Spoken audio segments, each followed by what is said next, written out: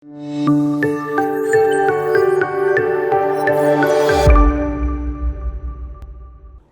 عليكم ورحمة الله وبركاته. سو دواada dhamaan saaxiibayaal. Magacaygu waa Cabdikariin Maxamed.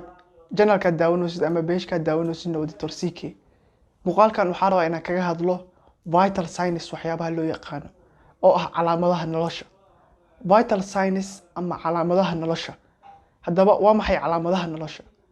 Vital signs-ka ama calaamadaha nolosha inta badan waxaa loogu qeexaa waa calaamadaha cadeynayo qofka jirkiisa inuu si saxan u shaqeynayo. Marka waxaa la cabirayaa shaqooyinka aasaasiga ah oo jirka uu qabanayo. Vital signs-ka ama calaamadaha nolosha wuxuu ka kooban yahay 4 qaybood. Qaybta koowaad waa body temperature oo ah heerkulka jirka. Qaybta labaad waa blood pressure oo ah cadaadiska dhiigga.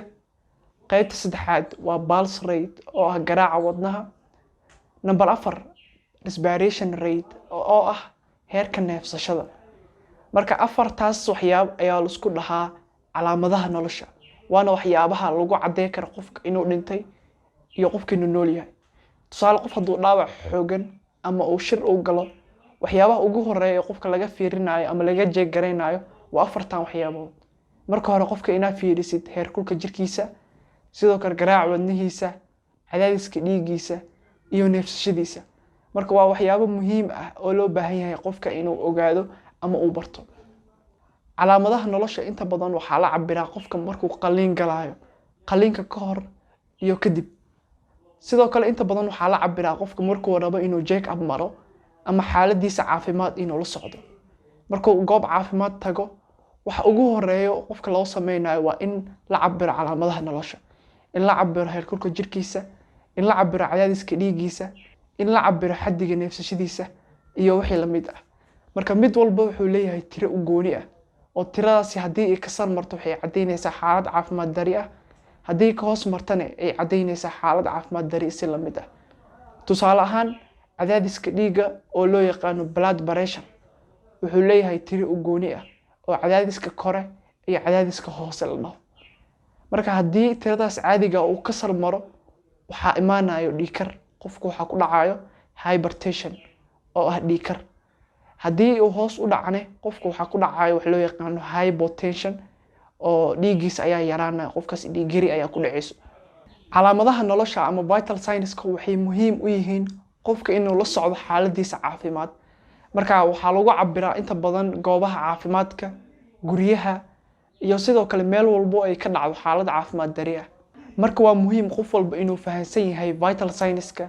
Inta badan markii la cabirayo vital signs-ka ama calaamadaha nolosha waxaa jira nooc shanaad oo la soo raaciyo afartan aan soo sheegnay. Noocan shanaad waxaa loo yaqaan pain level oo la macno ah heerka xanuun ee qofkaas markaas hayo. Qofka markuu dhakhtarka kugu imaado waxyaabaha ugu horeeya aad weydiinaysid waa maxay xanuunka ku hayo waay oo xanuun noocee ah ayaa ka caawinaysa. Marka heerka xanuun ee qofka bukaanka hayo inta badan waxaa la isticmaalaa heer caalami ah oo loo yaqaan numerical level. Numericalka wax kale ma ahan, waa in la ogaado heerka xanuun ee qofka bukaanka hayo ayadoo la adeegsanayo nambaro. Inta badan waxaa la isticmaalaa nambar dhibic ilaa nambar 10. Tusaale qof bukaan ah ayaa xaruntaada caafimaad kugu imaaday, waxaana rabtaa inaad ogaatid heerka xanuun ama xanuun intee leeg ayaa qofkan hayo. Marka tusaale qofku waxaa weydiinaysaa su'aasha noocan oo kale: waa maxay heerka xanuun ee ku hayo adigoo adeegsanayo nambar eber ilaa nambar 10. Nambar eberna ay ka dhigan tahay wax xanuun ah ma jiro, nambar 10na ay ka dhigan tahay xanuun zaid ayaa jiro. Sida sawirka shaashada kaaga muuqdaba, heerka xanuun ama pain levels wuxuu leeyahay nambaro kala duwan. Nambar eber ilaa nambar 10 ayuu leeyahay oo cadeynaya xanuunka qofka markaas hayo. Tusaale ahaan qofka hadduu doortay nambar 5 ilaa nambar 6 waa xanuun dhexdhexaad ah. Hadduu doorto nambar 10 qofkaasi waxa haya xanuun aad u daran oo wuxuu gaaray heer uu la ilmeeyo.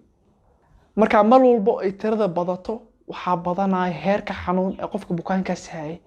Marka heerkan caalamiga ayaa inta badan la isticmaalaa si loo ogaado heerka xanuun ee qofka hayo. Sidoo kale waxaa jira su'aalo la raaciyo qofka marka ogaatid heerka xanuun ee hayo. Tusaale ahaan qofku wuxuu ku dhahay xanuunkeyga ama levelka xanuunkeyga waa nambar 5. Sidoo kale waxaa weydiinaysaa halkee ayaa ku xanuunayso oo ah locationka meesha rasmiga ah qofka bukaanka xanuunayso. sidoo kale waxaa weydiinaysaa qofka inuu describe gareeyo ama qofka inuu sharxo xanuunka haayo. tusaale ahaan xanuunka qofkaasi haayo ma xanuun waqtiyo gooni ah qabtaa mise xanuun si joogto ah u socda. marka qofka waa inuu si guud u sharxo xanuunka qofkaasi haayo. marka pain levelka oo nooca shanaad ah waxaan ku sheegnay inuu yahay ama lagu ogaado heerka xanuun ee markaasi qofka haayo. guud ahaan vital signs ama calaamadaha nolosha muuqaalada xiga ayaa mid mid u sharxi doona si faahfaahsan, balse muuqaalkan waxaa ugu talagalay inaad si guud fahan guud ka haysatid. muuqaalka xigan waxaan ka hadli doonaa body temperature oo ah heerkulka jirka oo ka mid ah calaamadaha nolosha. waxaan ka codsanayaa inaad channelka kusoo biirtid lana wadaagtid saaxiibadaada muuqaalkan si ayagana ugu faa'iidaystaan ulana socdaan imtixaanahan aan ugu talagalay inaan ku sharxo calaamadaha nolosha iyo meelaha laga cabiro iyo sida loo cabiroba. anigoo kaaga mahadcelinaya daawashada muuqaalkan, waxaan kuu rajeynayaa khayr iyo caafimaad. السلام عليكم ورحمة الله وبركاته.